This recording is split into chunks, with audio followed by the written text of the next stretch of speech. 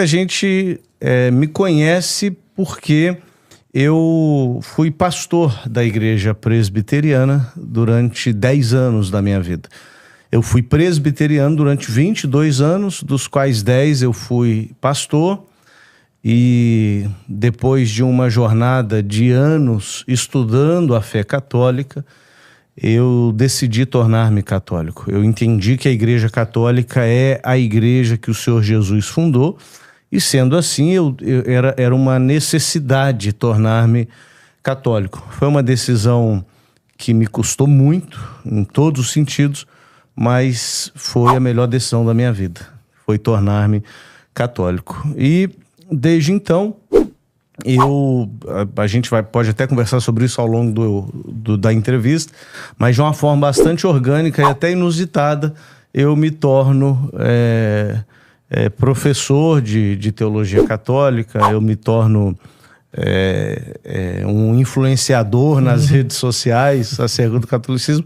Eu digo que foi orgânico porque eu não busquei isso, né? Me buscaram, as coisas aconteceram naturalmente, mas eu faço com muito gosto, porque falar da nossa fé, falar do amor que nos alcançou e nos transformou, enche o nosso coração, né?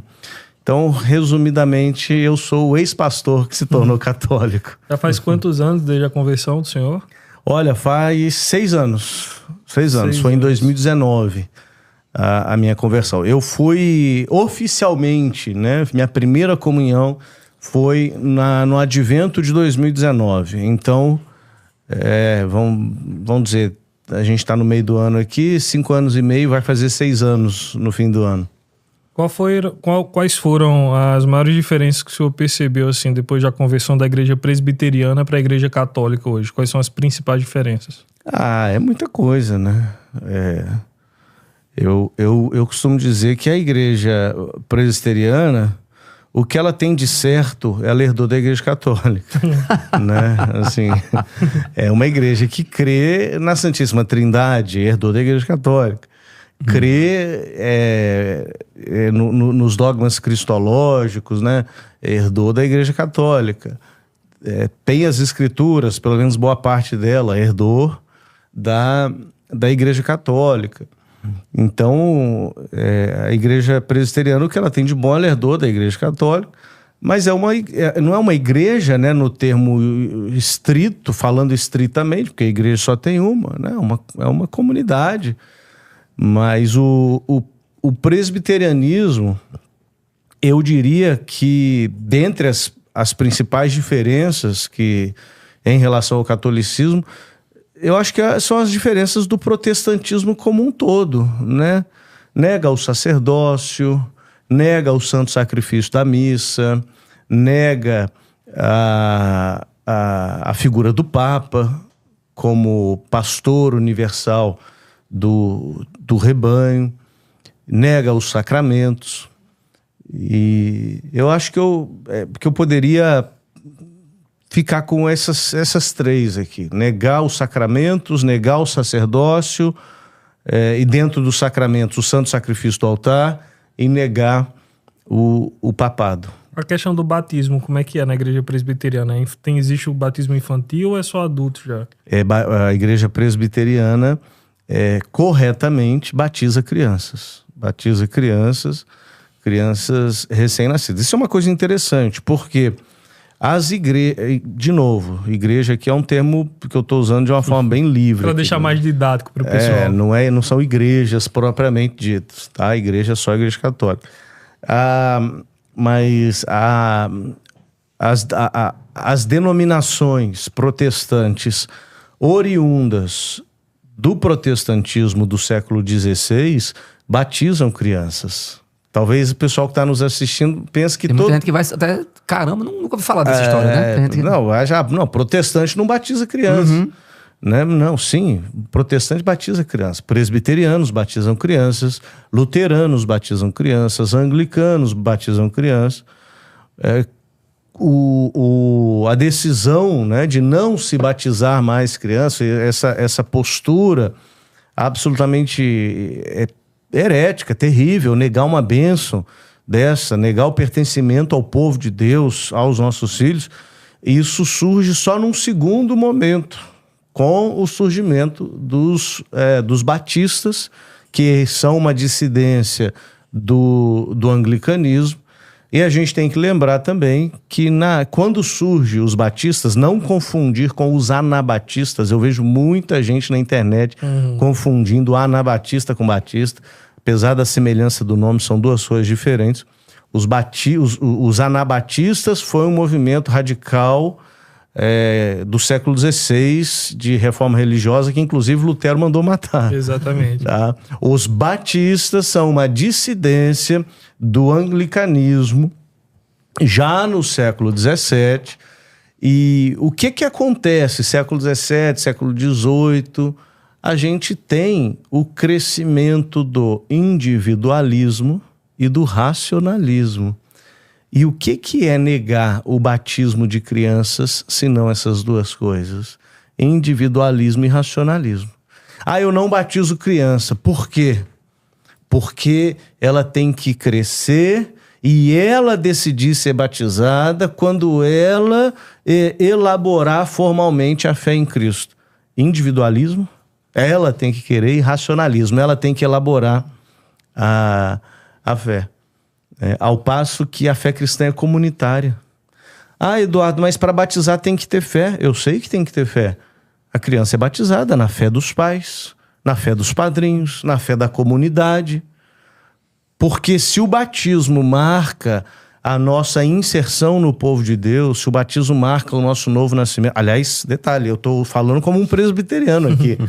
Porque como presbiteriano eu dizia, o batismo marca o nosso novo nascimento, a nossa inserção no povo de Deus. Hoje, como católico, não é marca, ele causa. O batismo causa o novo nascimento, causa o pertencimento ao povo de Deus. Eu vou negar isso para o meu filho? Então eu pertenço ao povo de Deus e o meu filho é um pagãozinho? Não! Ora... Espera um pouquinho a graça, quando tiver 15, 16 anos você vai ter essa graça, né? Eu não faço isso com meu filho em outras áreas. Eu não espero ele decidir se ele quer escovar dentes, se ele quer tomar a vacina do sarampo. Se ele quer comer. Se ele quer comer, se ele quer ser tricolor, né? Fluminense. Uma tristeza. Né? Olha aí. Eu não espero ele decidir. Né? Eu já comprei a camisa do Flusão pra ele. Um flamenguista, um vascaíno e um tricolor na Olha mão. aí. Tem algum botafoguense passando por aí, né? Pra completar os 4. Pois é. Então, é uma incoerência total. Eu vou deixar o meu filho decidir. E tem uma outra coisa também. Nessa de deixar a pessoa decidir se ela quer ser batizada ou não quando ela crescer, e os nossos irmãos que têm algum tipo de deficiência mental, que nunca conseguirão elaborar com palavras, racionalmente, um postulado de fé para dizer, não, eu creio que Jesus Cristo morreu por mim na cruz, eu quero receber o batismo. Você está condenando esses irmãos a nunca receberem a graça do batismo. Então, é algo muito, muito ruim. Mas por que eu dei essa volta toda? Para dizer que as denominações que surgem com o protestantismo batizavam crianças. Num segundo momento, surgem denominações que não batizam crianças. Isso mostra a falta de unidade no protestantismo. E hoje nós já temos aí o segundo momento, o terceiro, o quarto, o quinto, o milésimo. Exatamente. Aí eles vão se microfragmentando até o infinito, né? Professor, a gente estava falando um pouco sobre o sacramento, acho que a gente vai aprofundar um pouco mais sobre isso, mas eu queria só voltar um pouquinho quando o senhor falou do seu testemunho, que eu já tive a oportunidade de assistir. O senhor falou que uma das coisas que fez o senhor começar a mergulhar foi essas divergências, né? Sim. Umas igrejas batizam, outras não, por que sim, por que não? Eu queria que o senhor falasse só um pouquinho pra gente como foi, digamos, que esse bichinho da curiosidade né? Que foi que lhe tocou e fez com que o senhor começasse, não, vou estudar para ver onde é que está a verdade. Então, eu tive um encontro muito marcante na minha vida no ano de 2015. Está fazendo 10 anos agora. Esse encontro aconteceu na cidade de Campinas, interior de São Paulo. Estava acontecendo lá um congresso para pastores e veio um pastor batista dos Estados Unidos para dar uma palestra. E eu era o tradutor, eu fui contratado para ser o tradutor desse pastor. Eu faço tradução consecutiva, né? Que é aquela tradução que eu subo no palco com o palestrante e vou traduzindo a palestra dele. Inclusive, ano passado, o Scott Hahn esteve no Brasil, eu fui o tradutor dele. Em 2015, eu era o tradutor desse pastor batista. A gente estava almoçando juntos. Ele um pastor batista e eu um pastor presbiteriano, né? Sabe aquela piada assim? Um padre e um rabino entraram num bar. Um pastor presbiteriano e um pastor batista entraram num bar. Qual que é o assunto? Batismo infantil. Não tem outro. Não tem outro. Inclusive, depois eu quero falar um pouquinho do livro, porque eu narro nesse livro aqui, com detalhes, essa história. A gente sentou para almoçar e o assunto surgiu, o batismo de crianças. E como quem está nos acompanhando aqui já percebeu, eu defendi muito apaixonadamente o batismo de criança. Naquela época eu já achava um absurdo. Eu achava uma negligência com as crianças negar-lhes o batismo. Essa era a minha visão enquanto pastor presbiteriano. E ele, como pastor batista, ele achava que era um absurdo batizar crianças. Porque ele falava, não, sem a pessoa ter uma fé individual, o batismo não vale de nada, então você está fazendo a pessoa acreditar que ela é batizada sem ser. E a gente começou a conversar sobre esse assunto, e o assunto começou a discussão começou a crescer e virou uma discussão, e tinha um monte de gente ao redor, assistindo, um monte de pastores ao redor, e a gente lá debatendo, eu citando uma série de versículos bíblicos, ele citando uma série de versículos bíblicos. Eu citava a Bíblia para defender o meu ponto, ele citava a Bíblia para defender o ponto dele, até que eu lancei um argumento que eu tinha certeza que faria com que eu ganhasse a discussão. Eu disse para ele, já há registros de batismo infantil no século II. Por que a importância disso, né, do século II? Porque eu aprendi e ensinava que a igreja que Jesus fundou foi fiel no século I, século II, século III. No século IV, com a conversão de Constantino, ela se corrompeu. Então, antes do século IV, a igreja é uma igreja fiel, né? Eu falei, no século II já tem registro de batismo infantil. E esse é o argumento que muitos presbiterianos usam até hoje, tá? E eu falei isso para ele. Já há registros de batismo de crianças no século II. E a resposta que ele me deu foi assim, tirou o meu chão, fez o meu queixo bater no chão. Ele falou assim, Eduardo, você está certo. Mas se você for usar o argumento da ancestralidade da prática para justificar a prática, você vai ter que aceitar também imagens, devoção a Maria e oração pelos mortos. E nem por isso você aceita essas coisas, ou aceita. Eu falei, como é que é? Eu nunca tinha ouvido. What? How come? What do you mean? Ele falou assim, é isso mesmo. Aí ele repetiu. Se você for usar o argumento, aí ele falava ancestrality, da ancestralidade da prática, para justificar a prática, você vai ter que aceitar oração pelos mortos, imagens e devoção a Maria. E nem por isso você aceita essas coisas. My Presbyterian friend, meu amigo presbiteriano, e riu. E eu fiquei gaguejando, ou seja, eu perdi a discussão. Imagina assim, você está discutindo, debatendo com alguém, um monte de amigos, eu perdi a discussão. Mas ganhou alguma... Não, eu falei, eu vou investigar isso, porque não é possível. Eu nunca ouvi falar disso. Eu ouvi dizer que a igreja se corrompeu. Até hoje, eu estava lá na comunidade Servos de Maria do Coração de Jesus e contando meu testemunho, eu falei da história do príncipe, da princesa e da bruxa má. Vários contos de fadas têm isso, né? A bruxa má, ela sequestrou a princesa e o príncipe tem que ir para derrotar o dragão ou derrotar a bruxa má para libertar a princesa. Essa é a história que me contaram. A bruxa má é a Igreja Católica. A princesa é a Bíblia. E a Igreja Católica sequestrou a Bíblia. Colocou numa torre lá, colocou numa torre e começou a ensinar um monte de coisa errada pro povo. E o príncipe Lutero lutou contra a bruxa má e libertou a Bíblia. É uma história linda, só falta ser verdade. Mas eu acreditava nisso, né? Eu acreditava. Então, quando que a bruxa má sequestrou a princesa? Depois de Constantino. E esse cara está me falando que já no século II tinha devoção a Maria, oração pelos mortos, imagens. E eu vou investigar isso. E quando eu começo a investigar isso, eu descubro que é verdade o que ele tinha dito.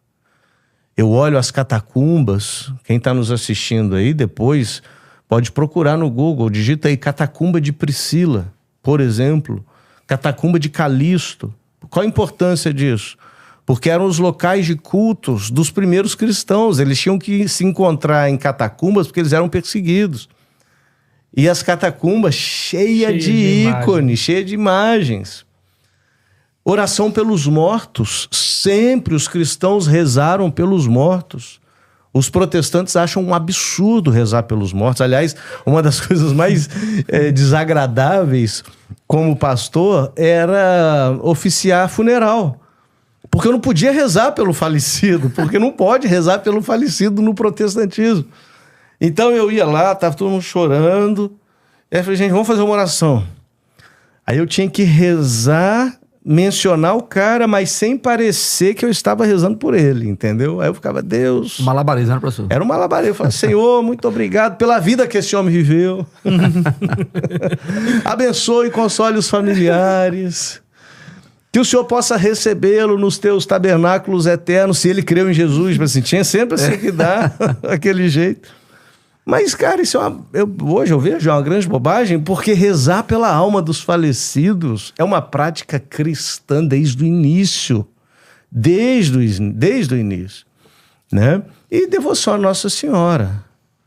Eu pego autores do 2º século, se vocês me permitem. Eu tenho uma citação aqui, já selecionada. Santo Irineu de Lyon. Irineu de Lyon, que foi discípulo de São Policarpo de Esmirna, que por sua vez foi discípulo de São João Evangelista. Olha o que ele diz. Da mesma forma que Eva foi seduzida para desobedecer a Deus, Maria foi persuadida a obedecer a Deus, por ser ela, a Virgem Maria, a advogada de Eva. Ora, Maria é advogada da humanidade, Eva é a mãe da humanidade. Porque tem uma autoridade concedida por alguém para fazer. Exato. Né? Assim, o gênero humano submetido à morte por uma virgem foi libertado da morte por uma virgem, tornando-se contrabalanceada a desobediência de uma virgem, a virgem Eva, pela obediência da Virgem Maria. Assim é que a desobediência de Eva foi resgatada pela obediência de Maria. Com efeito, o nó que a Virgem Eva atou com a incredulidade, Maria desatou com a fé. Santo Irineu de Lyon encontra as heresias. Século II. E além de Santo Irineu de Lyon, São Justino Mártir, que é antes de Irineu de Lyon, já desenvolve a teologia da nova Eva. Maria como a nova Eva. Jesus é o novo Adão, Maria é a nova Eva. Isso está presente desde os primórdios da igreja. No século III, a gente tem registrado por escrito a primeira oração mariana. A vossa proteção recorremos, Santa Mãe de Deus. Então, e uma coisa que a gente não pode esquecer, se ela está escrita no século III, ela já estava presente oralmente bem antes, né? E uma coisa que eu percebo, Júnior, é o seguinte: uma série de coisas que eu rejeitava enquanto pastor protestante era antes de Constantino. Lembra que foi Constantino quem corrompeu a igreja, quem pagonizou a igreja, fundou a igreja católica segundo os hereges protestantes, né? Aqui eu não estou fazendo acusação de heresia formal, mas pelo menos material. Uma série de coisas que eu rejeitava era antes de Constantino. Já existia antes de Constantino, como eu citei aqui. Eu falei da devoção a Maria, as imagens e a oração pelos mortos, que foi o que aquele pastor falou comigo, mas quanto mais eu estudava, mais eu percebi que a igreja nasceu católica.